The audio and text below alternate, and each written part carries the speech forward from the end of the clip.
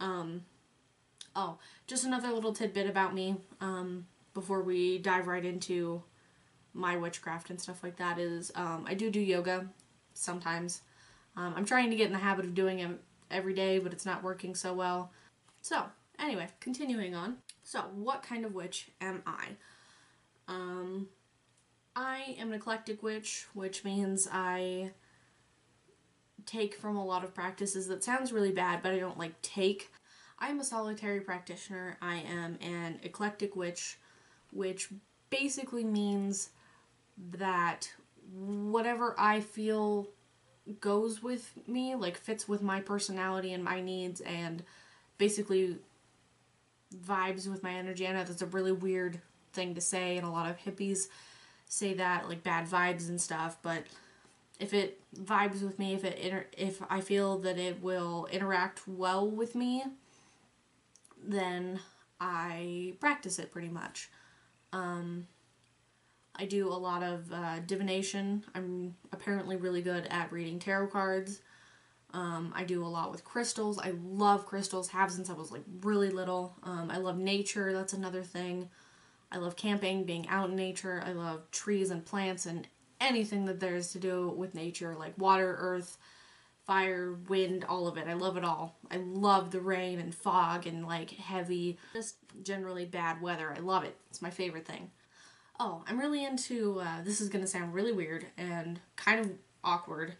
I might make a video about this, but I saw online somewhere about necromancy. Now, when you think necromancy, you think like rising things from the dead and having an army of skeletons and zombies and stuff. And it's like, that's not what it's about. That's not necromancy. That's not modern, actual, real magic. That's not how it works.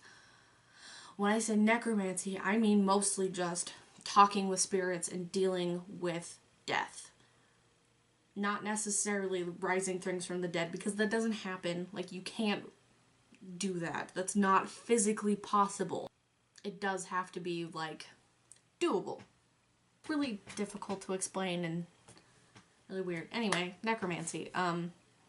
Yeah. So when I say necromancy, I'm not rising things from the dead. I just really like death. I'm really intrigued by the idea of death. I love skeletons. You can't see him very well. He's missing pretty much most of his torso. This is Jack. He's cute. He's glow in the dark. He just kind of sits on my desk. So I do a lot with that. Well, not a lot, but if I had all of my skeletons out, they're still in a box. It's over there.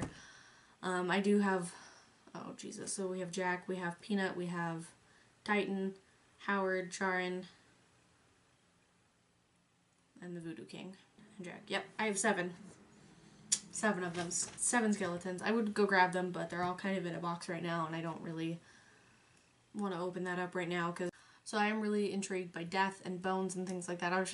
I do want to show you some things of my craft real fast, just so you get a better idea of me, of who I am. Alrighty.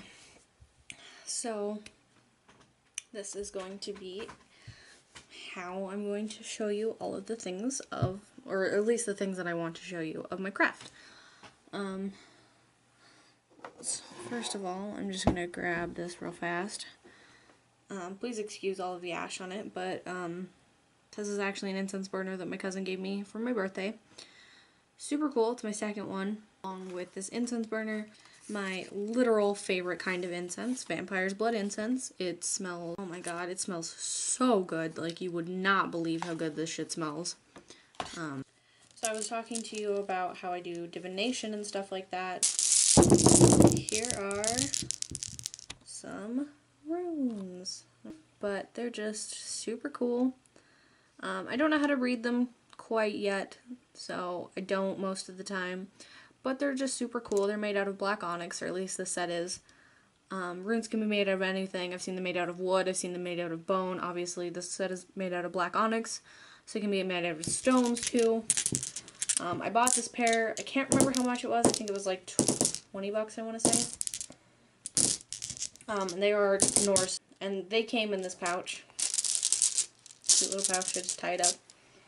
Keeps them safe. also along the lines of divination, I also have tarot cards. This one did have a box. It came with the whole 78 card deck. So it came with all of these. This is not the entire 78 card deck. This is literally only the first 22, which is called the Major Arcana. Yeah, they're super cool. This is tarot cards. They're really nifty, and I love having them. I bought them for about 20 bucks. This set in specific came with this, which is a big fuck off piece of paper thing that I can't show you all of it on camera, but it's basically the Celtic Cross Tarot card spread, which is the one that I use the most because it's in-depth and simple at the same time. But it came with that, and also this book, and this book is literally the most helpful thing I've ever found in my entire life. I'm so glad that it came with these cards, because how I taught myself how to read tarot cards. You did hear that correctly. I taught myself, and if I can do it, you can do it. It has all of the card meanings in here. It has so much information. It has spreads. Like, look at that. And then it gives you, like, what each position means. It has really complicated spreads. It's really cool.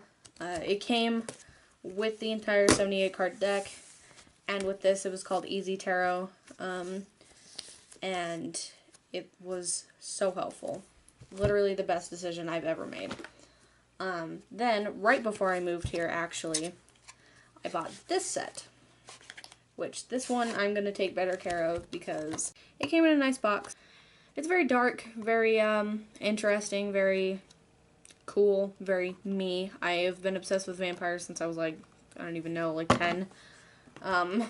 But I just want to show you real quick what this one looks like and what it came with. And then it came with this little booklet right here. Half of it is in Spanish, but the other half is in English. But this just tells you what all of the cards mean and stuff, and it's very helpful. I don't like the definitions for some of them because that's just not the way that I learned, even though I did teach myself. So this is what an entire 78 card deck looks like. This is the first 22, the Major Arcana right here, and this is the Minor Arcana. It has 4 suits made up of 10 cards. So 10 cards and then 4 court cards, and that is for all 4 suits. So that's that. I'm just going to show you really quickly what these ones look like. They're super dark. That's like a werewolf. Some mystical dude doing some spoopy shit. I believe this card is the Emperor, actually. Here's the Wheel of Fortune. Yeah. They're just really cool. Super interesting. This deck is so cool. I've used it a couple times now. And it's good. It does what I want it to. I feel like with most things, the deck kind of has its own energy, its own, I guess, personality, you could say, which is always interesting. A lot of people will buy tarot decks and then they'll realize that that their own energies and the tarot deck's energies don't mesh well, so they have to give it to someone else, but that's okay. This is my Book of Shadows, and it's not done. I still have a fuck ton of pages that are left blank. But I just write down all kinds of stuff in it. It's something I am so excited to use. It's really big. I can't even fit it all on camera, but it's really big. And this little latch thing right here is the coolest thing ever. You open it up, there's another little flap there, pull that back, and all of these pages. And it is completely blank. And it's so thick.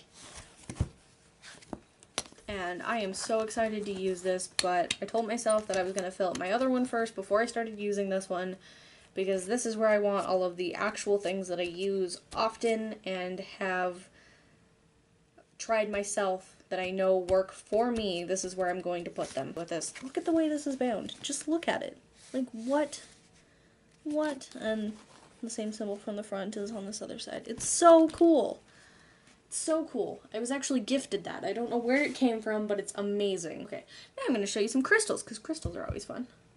But I'm a firm believer in the fact that everything has its own energy, and you can feel energies and such. Like with this crystal, I bought it. It wasn't very much. I was so super excited for it because it's on this little keychain and I can hang it from my bed, which is currently my altar. But it's so cool. It's so cute. I just thought that it was cool because the tip was like purple, and then you can kind of see like the clearness of it in here, but the tip was like purple, and it was just so cool.